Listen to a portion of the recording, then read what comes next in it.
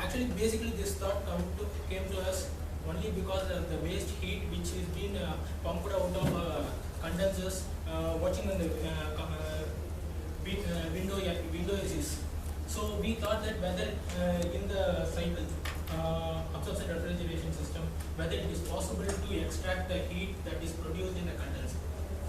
So from that point only we had started this work, and finally we thought that it is very much useful when it is reducing the collected area of the collector.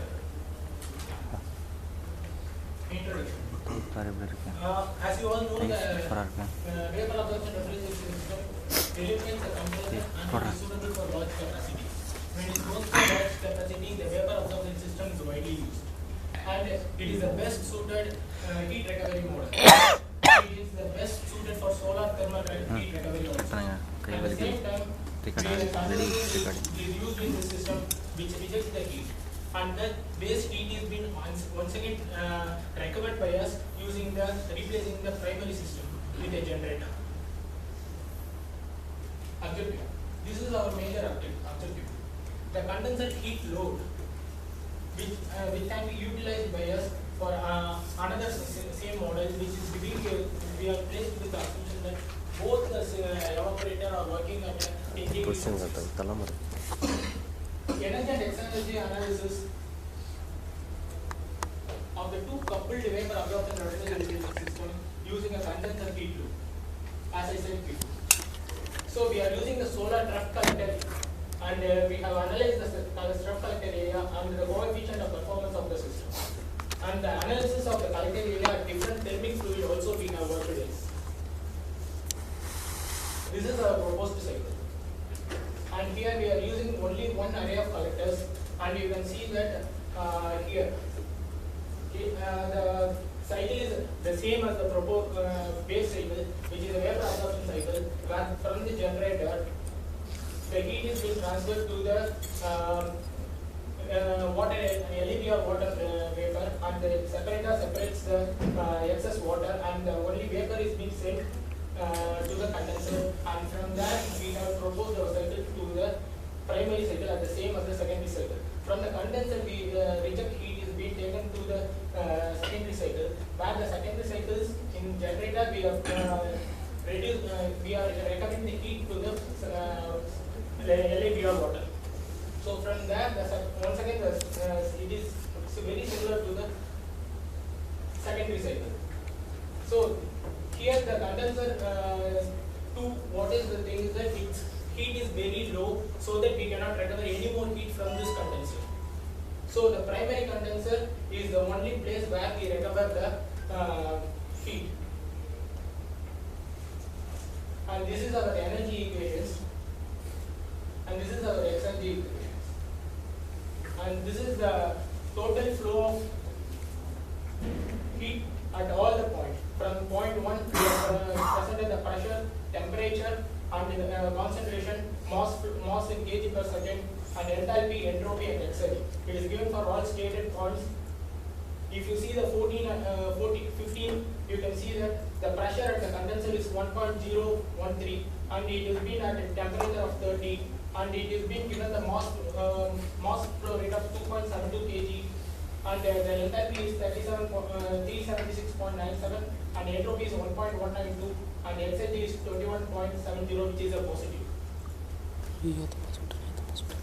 If we go behind here, 15 is a place where we start extracting the heat to the generator for the secondary cycle. So the variation of primary condenser heat rejection and the secondary cooling. Here we have plotted that primary condenser load and secondary cooling. Here, if you see, means at 98 degrees Celsius, where the temperature starts, where we can start recovering the heat to the secondary cycle. It has been given that. And you can see that with respect to the cooling, if the temperature rises, it increases its heat recovery, and the performance of the system, the secondary cycle increases. This is the analysis of the COP versus the primary COP versus the secondary COP. As I said before, the temperature in the evaporator is kept as 10 degrees Celsius. The primary and the secondary COP decreases when the collector temperature increases. At a particular point above which the collector temperature increases, it decreases below in the secondary COP.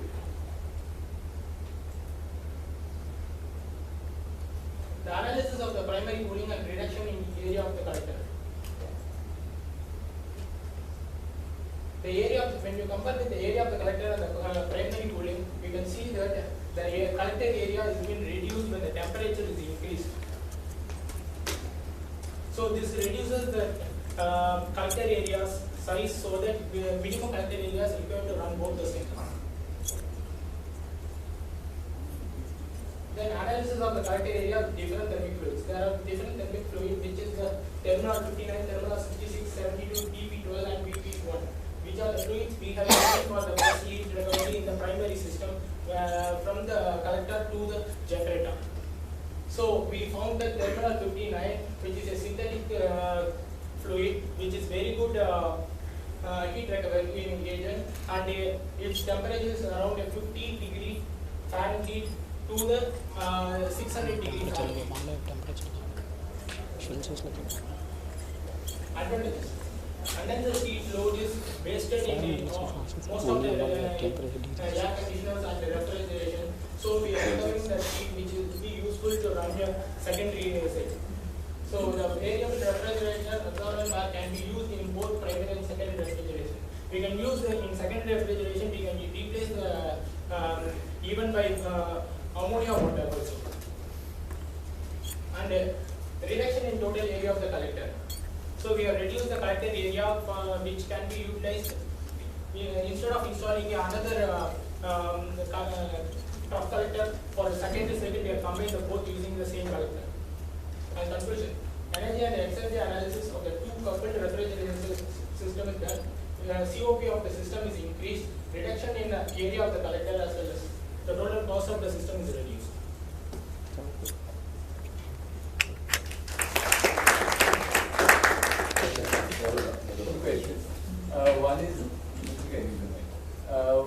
One is that what does exergy analysis reveal?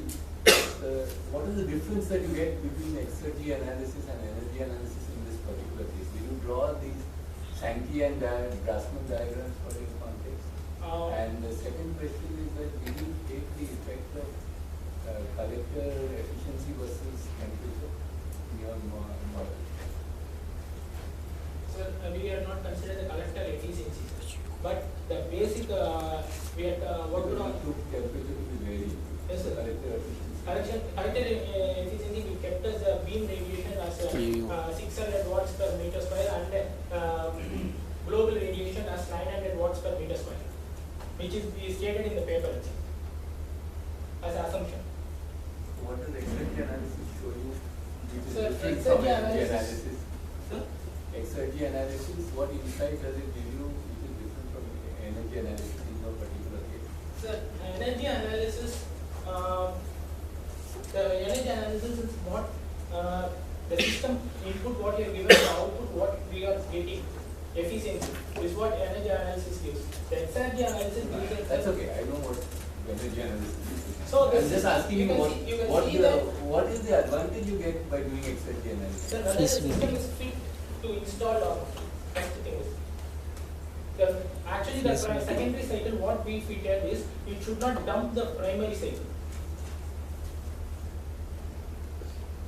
Do different kinds of losses emerge? Do you get some insights in terms of certain? Are there differences in the efficiency? Yes, sir. There are very much differences. Actually, project like this is very difficult for us to figure out. Show a diagram, show a Grassmann diagram or a Sankey diagram, so we can see whether or not these are. Actually, we are my context is related to minimizing the collector surface area. When we put and also increasing the performance of the primary cycle without affecting the secondary cycle without affecting the primary cycle. What sir is telling is clearly to see that. Any other question?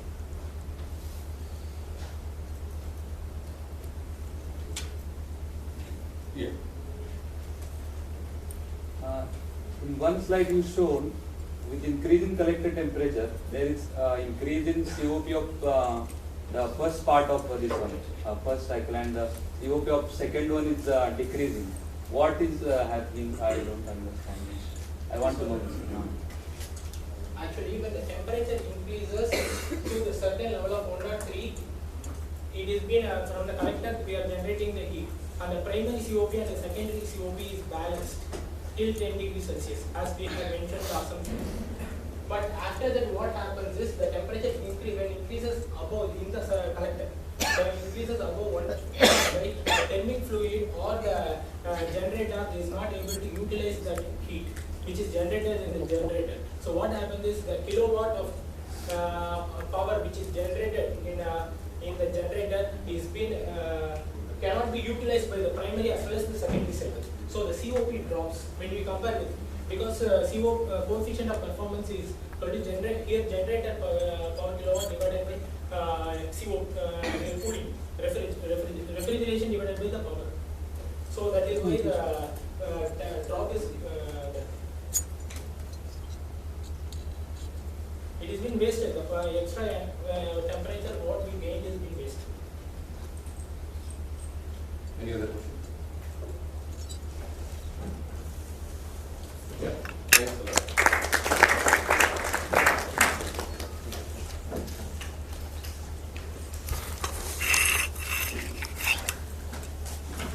The authors of this paper, water quality and wastewater analysis of corporate objectivity.